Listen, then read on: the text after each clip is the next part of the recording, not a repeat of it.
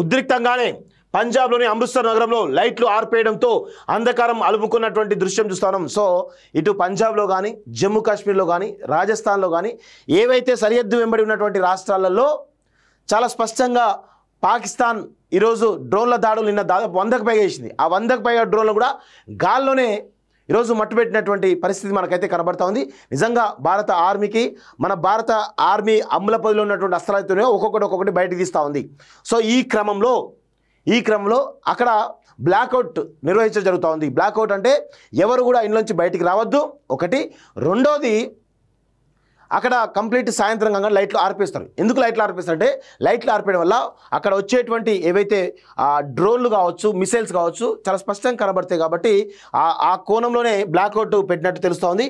So మొత్తానికైతే పాకిస్తాన్ ఇక కవ్వింపు చర్యలు కాకుండా డైరెక్ట్గా యుద్ధాన్ని ప్రకటించినటువంటి సందర్భం అయితే కనబడతా ఉంది. సో వరుసగా రెండో రోజు పాక్ డ్రోన్ దాడులు కశ్మీర్ నుంచి కచ్ వరకు 20 నగరాలు లక్ష్యంగా 4 రాష్ట్రాల్లో 26 డ్రోన్లు కూల్చేసిన భారత సైన్యం.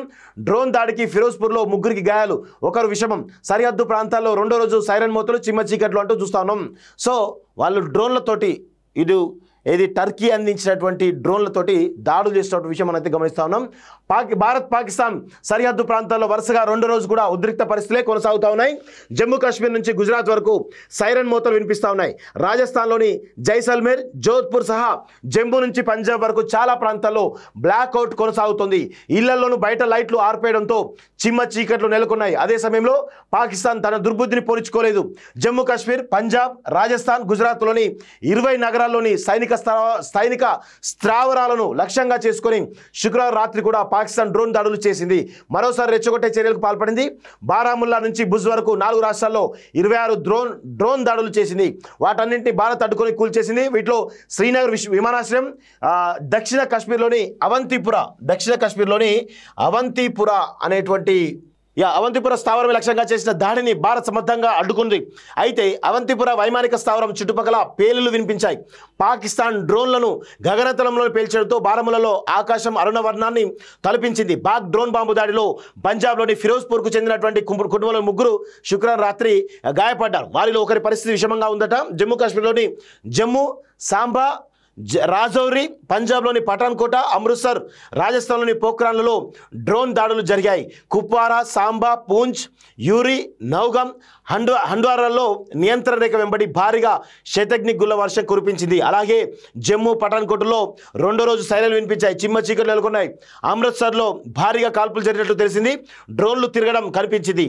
జమ్మూ కాశ్మీర్, పఠాన్కోట్, ఫిరోజ్పూర్, జైసల్మేర్లో పేలులు వినిపించాయి. పంజాబ్లోని గురుదాస్పూర్, తరుణ్ వాసులు కూడా తమకు పేలులు వినిపించారని చెప్పారు. వరుసగా రెండో రోజు కూడా జైసల్మేర్లో డ్రోన్ దాడులను మన దళాలు అడ్డుకున్నాయి. ఇక భారీ పేలులు తనకు వినిపించాయని జమ్మూ కాశ్మీర్ సీఎం ఒమర్ అబ్దుల్లా తెలిపారు. అప్పుడప్పుడు భారీగా పేలుల శబ్దాలు వినిపిస్తున్నాయి. అవి భారీ శతఘ్నులు కావచ్చు. ప్రజలందరికీ విజ్ఞప్తి చేస్తున్నా, ఎవరు వీధుల్లో తిరగొద్దు, మరికొన్ని గంటల పాటు ఇళ్లలోనే ఉండండి, వదంతులు నమ్మొద్దు అని ఎక్స్లో పోస్ట్ పెట్టారు. అలాగే ఇళ్లలో లైట్లను ఆర్పేయాలంటూ మసీదులోని లౌడ్ స్పీకర్ల ద్వారా ప్రకటిస్తున్నారు. మరోవైపు జమ్మూ, సాంబా జిల్లాలోని సుచేత్గఢ్, రామ్గఢ్ సెక్టార్లో చొరబాట్లకు అనుకూలంగా భారీగా గుల్లవర్షం మొదలైంది.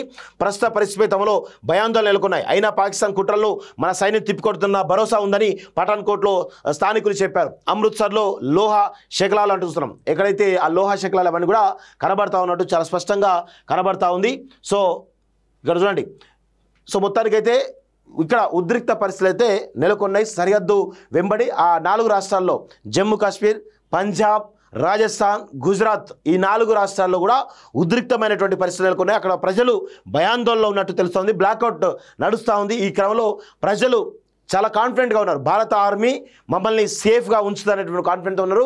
సో భారత ఆర్మీ కూడా అదేవిధంగా ప్రస్తుతం ఆ కుట్రలను తిప్పికొడుతుంది తప్ప ఇంతవరకు ఎదురు దాడికి దిగడం లేదు. ఎదురు దాడి కనుక ఒక్కసారి దిగితే కనుక ఖచ్చితంగా పాకిస్తాన్ అతలాకుతలమయ్యేటువంటి అవకాశం అయితే చాలా స్పష్టంగా కనబడతా ఉంది. సో ఈ క్రమంలో భారత ఆర్మీ త్రివిధ దళాలు సన్నద్ధమైపోయినాయి. ఈ రోజు నుంచి యుద్ధం అఫీషియల్గా అధికారికంగా స్టార్ట్ అయ్యే అవకాశం అయితే చాలా స్పష్టంగా కనబడతా ఉంది మిత్రులారా. నెక్స్ట్ చూడండి. ఆ ఇద్దరిని అప్పగించండి, మసూద్ అజర్, హఫీద్ సయీద్ను అప్పగించాల్సిందిగా భారత్ డిమాండ్. అధికార వర్గాలను ఉటంకిస్తూ న్యూస్ 18 కథనం అంటూ చూస్తూ ఉన్నాం.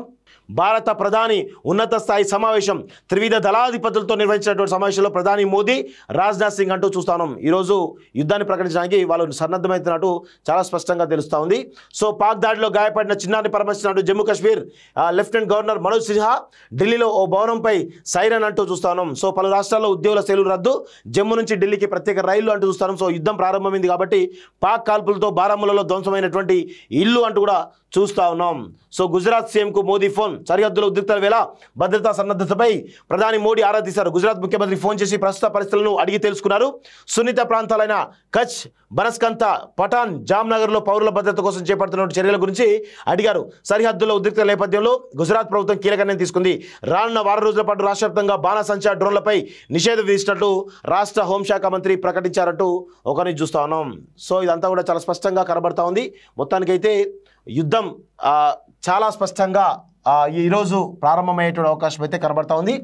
రంగంలోకి ప్రాదేశిక సైన్యం, నేను నిన్న దీని మీద స్టోరీ చేయడం జరిగింది. ప్రాదేశిక సైన్యం అంటే టెరిటోరియల్ ఆర్మీ.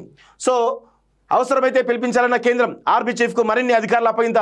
టెరిటోరియల్ ఆర్మీలో 50,000 మంది సిబ్బంది, వీరిలో క్రీడాకారులు, రాజకీయ నేతలు కూడా ఉన్నారు అంటూ కూడా చెప్తా ఉన్నాం. సో దీని గురించి చాలా డీటెయిల్గా నేను చెప్పడం జరిగింది. టెరిటోరియల్ ఆర్మీ యాక్ట్ 1949 ప్రకారం ఈ తాత్కాలికమైనటువంటి రిక్రూట్మెంట్ జరుగుతూ ఉంటుంది. తాత్కాలికంగా అక్కడ కేవలం ఉద్రిక్త పరిస్థితులు నెలకొన్న నేపథ్యంలో ఈ భారత ఆర్మీ కొంతకాలం అంటే కొన్ని చాలా తాత్కాలికమైన ట్రైనింగ్ ఇచ్చేసి వాళ్ళని లాజిస్టిక్స్ విషయంలో కావచ్చు, కమ్యూనికేషన్ విభాగంలో ఈరోజు సైనికులుగా చేర్చుకునే అవకాశం అయితే ఉంటుంది. దీని కాలపరిమితి 2-3 నెలలు మాత్రమే ఉంటుంది. అది పరిస్థితి బట్టి అది పెరిగే అవకాశం కూడా ఉంటుంది.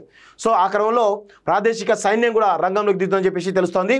పాకిస్తాన్తో తీవ్ర ఉద్రిక్త పరిస్థితుల నేపథ్యంలో భారత ప్రభుత్వం మరో కీలక నిర్ణయం తీసుకుంది. అవసరమైతే ప్రాదేశిక సైన్యం టెరిటోరియల్ ఆర్మీని కూడా రంగంలోకి దించాలని నిర్ణయించింది. ఈ మేరకు ప్రాదేశిక సైన్యంలోని అధికారులను నమోదు చేసుకున్నటువంటి సిబ్బందిని పిలవాల్సిందిగా ఆర్మీ చీఫ్కు సూచించింది. ఇప్పటికే డ్రోన్లు, క్షిపణులతో దాడులు చేసినటువంటి పాక్ను సమర్థవంతంగా అడ్డుకున్న విషయం తెలిసిందే. పాక్ చేసిన ఆ 2 ప్రయత్నాలు విఫలం కావడంతో ఆ దేశం మరో కుతంత్రానికి తెరదీసేందుకు ప్రయత్నిస్తుందని తెలుస్తుంది. సరిహద్దు ప్రాంతాల్లో దాడులు చేసి భారత్ను ఇబ్బంది పెట్టేలా పాక్ పన్నాగం పన్నుతుంది. పాక్ అవకాశం ఇవ్వకుండా భారత ఆర్మీని మరింత దృఢంగా తయారు చేసేందుకు కేంద్రం నిర్ణయం తీసుకుంది. ఈ మేరకు భారత ఆర్మీ చీఫ్కు మరిన్ని అధికారులు అప్పగిస్తూ ఉత్తర్వులు జారీ చేసింది. ఇంతకు ముందు కూడా ప్రాదేశిక సైన్యం సిబ్బంది పలు సందర్భాల్లో యుద్ధాల్లో పాల్గొన్నారు. 1962లో చైనాతో, 1965-71లో పాకిస్తాన్తో యుద్ధాల్లో ప్రాదేశిక సైన్యం భారత ఆర్మీతో కలిసి పనిచేసింది. ప్రకృతి వైపరీత్యంలో వీరు సేవలు అందించారంటూ చూస్తాం. ప్రాదేశిక సైన్యం అనేది భారత సైన్యానికి రిజర్వ్డ్ ఫోర్స్. దేశంలో క్లిష్ట పరిస్థితులు ఎదురైనప్పుడు భారత ఆర్మీకి సహకారం అందించేందుకు ఈ సైన్యం సిద్ధంగా ఉంటుంది. వీరంతా రెగ్యులర్ ఆర్మీలో భాగమే అయినా నిరంతర సైన్యంతో ఉండరు. యుద్ధంలో అవసరమైన సందర్భాల్లో ప్రకృతి వైపరీత్యం సంబంధించినప్పుడు రంగంలోకి దిగుతారు. వీరంతా బయట ఇతర ఉద్యోగాలు, స్వయం ఉపాధి పొందుతూనే స్వచ్ఛందంగా సైన్యంతో పనిచేస్తుంటారు. ప్రాదేశిక సైన్యం 2 యూనిట్గా ఉంది. మొదటిది ప్రభుత్వ రంగ సంస్థలు, భారత రైల్వే మాజీ సైనికులతో కూడినటువంటి డిపార్ట్మెంట్ యూనిట్. రెండోది సాధారణ పౌరులతో కూడినటువంటి నాన్ డిపార్ట్మెంటల్ యూనిట్. శారీరకంగా, మానసికంగా తగిన ఫిట్నెస్ ఉన్నవారినే ఈ సైన్యంలోకి తీసుకుంటారు. ఇందులోని సిబ్బంది అధికారులకు రెగ్యులర్ ఆర్మీ తరహాలోనే శిక్షణ ఇస్తారు. కనీసం 5 ఏళ్ల సర్వీస్ పూర్తి చేసిన వారికి పింఛన్తో పాటు ఇతర ప్రయోజనాలు అందజేస్తారు. సో ఈ విధంగా టెరిటోరియల్ ఆర్మీ సంబంధించి కూడా రంగంలోకి దిగుతున్నట్టు చాలా స్పష్టంగా అర్థమవుతుంది. విదేశాల్లో ఉన్నత విద్యను చదువుకోవాలని అనుకుంటున్నారా? అయితే వెంటనే ఫ్లైగ్రాడ్ ఓవర్సీస్ ఎడ్యుకేషన్ కన్సల్టెన్సీని సంప్రదించండి. మీ విదేశీ కలలను సాకారం చేసుకోండి. ఫ్లైగ్రాడ్